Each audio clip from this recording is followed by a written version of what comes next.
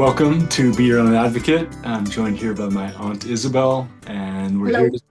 we're here to talk today about the nervous system, about the brain, about the habits that form or destroy our well-being and our function in life.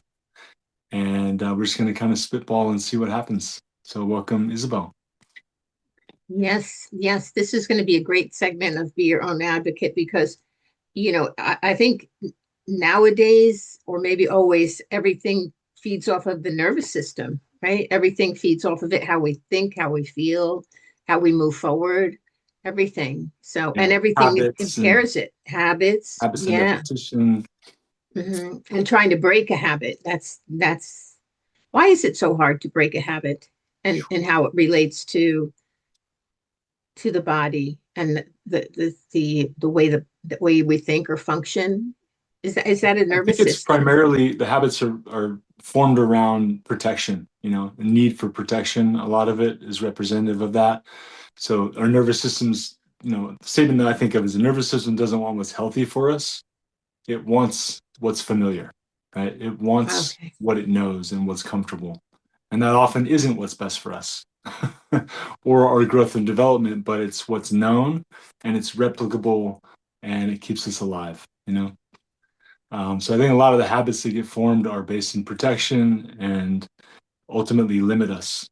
And I think that that's what I kind of want to, discuss with you today is just, why we do difficult things, why we, try to apply novel ways of thinking and moving and interacting and communicating, and kind of finding that growth edge. Because if we don't press that envelope, we'll resort towards more and more limited habitual limitations, and more replicable, repeatable, safe things that actually don't really develop us. How do you do it then? What are some keys?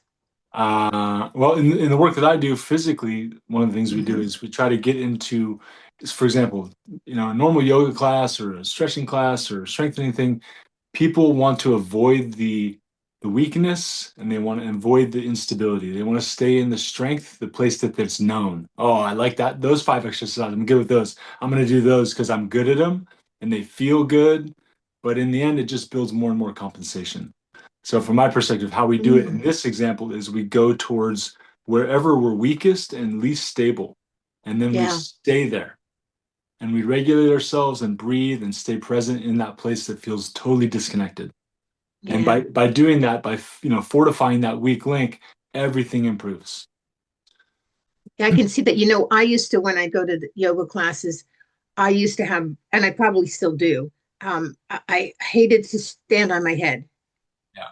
I just, that feeling was just so overwhelming for me in a I guess a fear.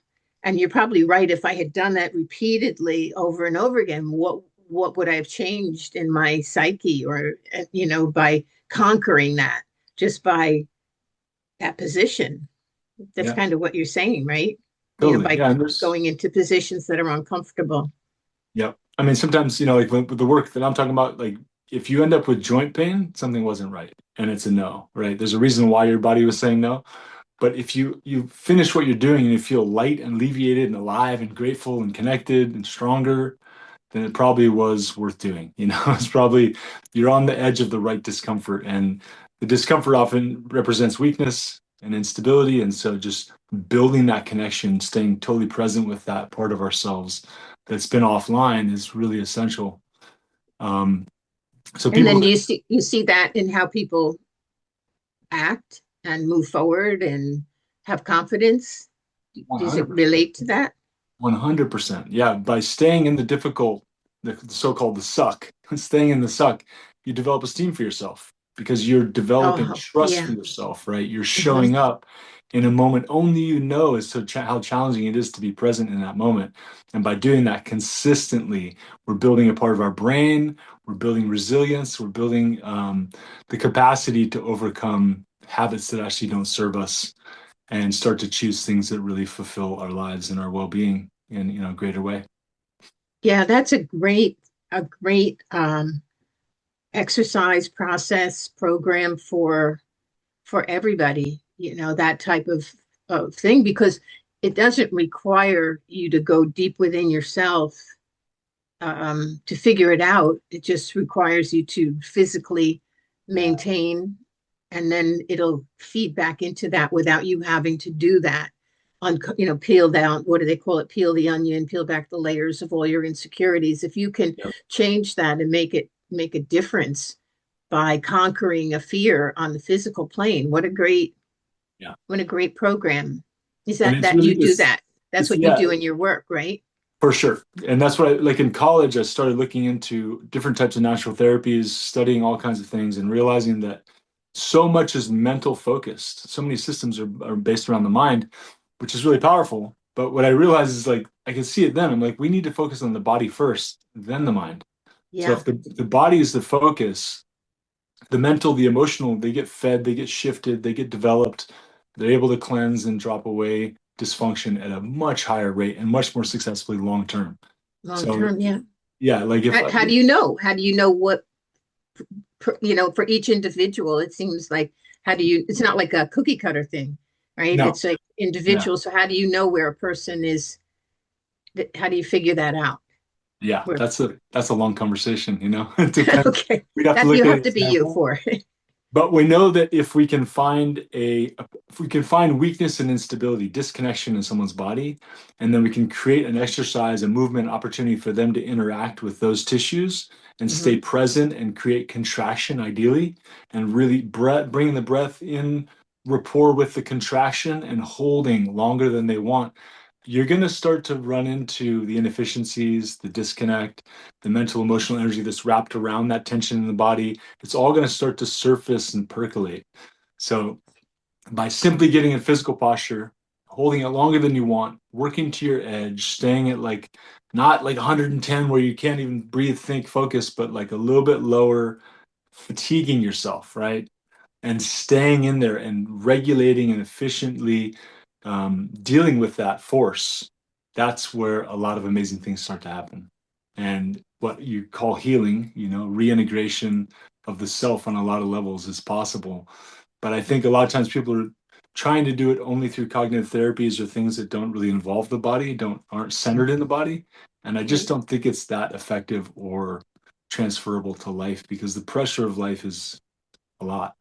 And we need to be able to manage those forces well through practice so that when we're in the moment and we get overwhelmed or drawn out or pressed, we can stay present. Do you ever have people cry? Like where Everyone they're just cries. like so in it that they cry? Everyone cries. Yeah.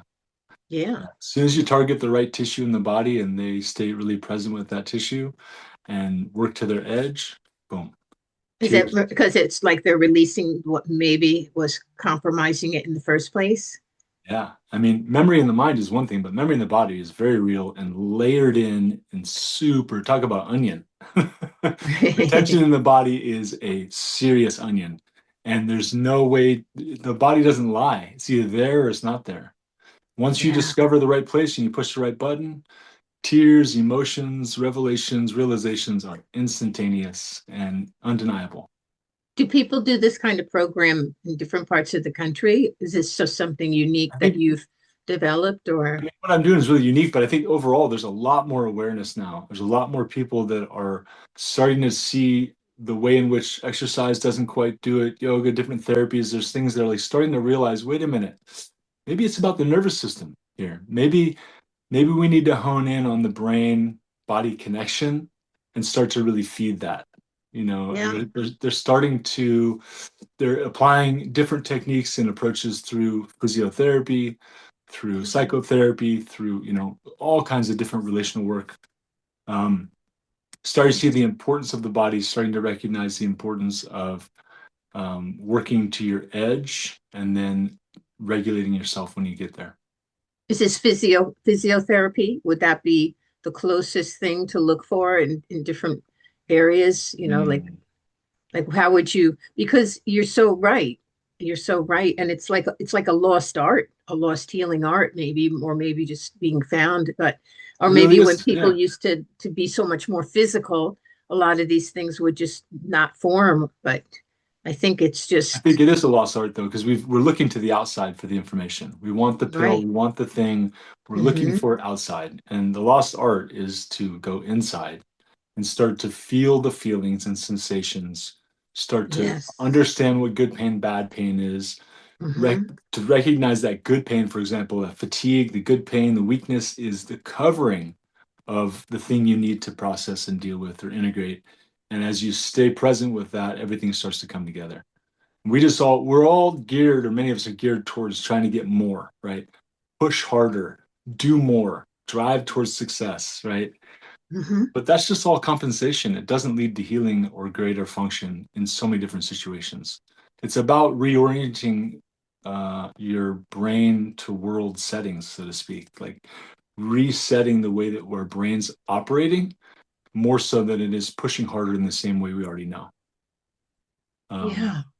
Yeah, and that makes it where a person doesn't have to like identify, oh, I have issues with my mom or I have issues. You don't have to identify your issues. You just have to go physically to that point and work on it on a physical plane and allow the natural body's healing ability to take over in its own way. I think It's so. great. Yeah, we get in the mix too much and try to orchestrate and set it all up just perfectly. And I think we go wrong there. We miss a lot. We were just willing to get uncomfortable, stay present and loving with ourselves, right? We can use Uh-huh. yoga as an example or stretching, right? Yeah. Where you get in a pose, people are doing a pose, they're trying to do it perfectly like the teacher, what they imagine is supposed to be, and they do the thing. And Yes. if it's not right or they're falling as they do it, they just start talking Hmm. shit and being rude and hurtful to themselves, harsh Hmm. to themselves, right? Uh-huh. Then you've lost it. You've lost the whole point. The whole point is Yeah. to get to the edge, get uncomfortable, and then stay present and kind with yourself. Hmm. That's where the healing Yeah, that's a happens. wonderful formula. That's a Yeah, great formula, especially the be present and kind with yourself, huge. in that moment. Because I guess at that moment you're touching a point, and then when you put into that point the love and the kindness, it's also a healing element into that It um is the healing element, right? the healing It's not element. the Yeah. posture or the pill or the thing, it's the Hmm. relationship with those things ultimately determines the long-term success, you know? Relationship to self. Yeah, that's great. Yeah. That's a great way of looking at it. And it's like, I mean, I've heard you speak on it a little bit before, but you're the only one that I've heard speak on it like that. So I don't know if it's just that you're gifted with that knowledge that you have to spread, or it's just I don't talk to enough people. One of the two. I think it's a But little I bit mean, of no, I both, talk to a but lot of people, and I just love that whole concept because it really fits a void that's existed for a long time in healing. yeah. Yeah. I think it comes out of necessity and out of experience, you know? It's like the woman we just talked to, Alyssa, um, when you go through a certain level of depth of experience and suffering and challenge in your life, it, Yeah. it can destroy you, but also can propel you inside and then forward in a way that's really significant and different than how other people are approaching or experiencing things. And then we Yeah. can become like a guide and a way shower for people um, because of our experience, you know? And so, Yeah. um, Yeah. yeah, it's good. It's pretty powerful. We have a really good opportunity right now to this particular year coming up, I believe, is a major year of growth and development. Yes. If you know it's the year of a horse, but we got to ride that horse. We can't like it doesn't it feels like it's really important right now, in my view, to not wait for things to come your way anymore and to not like expect that somehow someone's going to deliver these things to us. It's really about establishing it for ourselves and making it real in every moment more and more, you know. And Yeah. it's a big year for it. It is a big year, and I think it's a good year for confidence. And I would imagine that, meeting that point in the body, staying with it, meeting that point, and growing from it is a great way to restore confidence because it's your nervous system, right? Like one way or another, and then that goes okay down into it, fear and Yeah. being afraid. But that conquers a fear and it conquers it. And then like what's going to go in its place is confidence and willingness to stand forward and move forward and have Yeah. that conversation, whatever it might be. It's a great Yeah. way to develop that. It's And I suppose that it's, different. Have you found like in the knees, in the feet, in the neck, in the back, the lower back? I mean, just through your work, have you found different emotional components attached? I mean, we all know it. The back is you're weighing too much, the knees, you move forward, but have you seen it in action when you're doing your work that, Oh yeah. particular body parts, Yeah, particular definitely. areas of the body that will contain from the same thing in many people, like familiar things. 100%. Yeah, I feel Yeah. like What have you seen? we're individual, but there's a body map that is real and consistent through all people. Like when I look That's at the right. body through Chinese medicine and the meridian systems. And Mm-hmm. so each individual internal organ, heart, spleen, kidneys, stomach, liver, that all represent their storehouses and generators of specific psychological and emotional qualities. Yes. So our Mm-hmm. behavior is a reflection of the health of the organs. Mm-hmm. And so when they're toxic, we're expressing that low quality energy, right? When they're alive and doing well, then we're springing, we're bringing that high energy from that organ. So Yeah. um, there was something you said though that I wanted to touch on. Um, yes, every different part of the body represents specific energies, and they're stored in different places in the body pretty consistently. Um, and there's a way to work with and unwind that and initiate the healing process that's not a heady thing, but very much a body focused thing. So So for like anything that's read, or many people will say that, shame and guilt is in the liver gallbladder area, right? That's mhm. what I've read. And who doesn't have some guilt and some shame, like when you get to a certain point, whether it's big or just whatever you felt at the moment, I guess it goes there. So if you were going to have the liver gallbladder be an area of congestion that would be negatively affecting the flow of your internal systems, what would you do?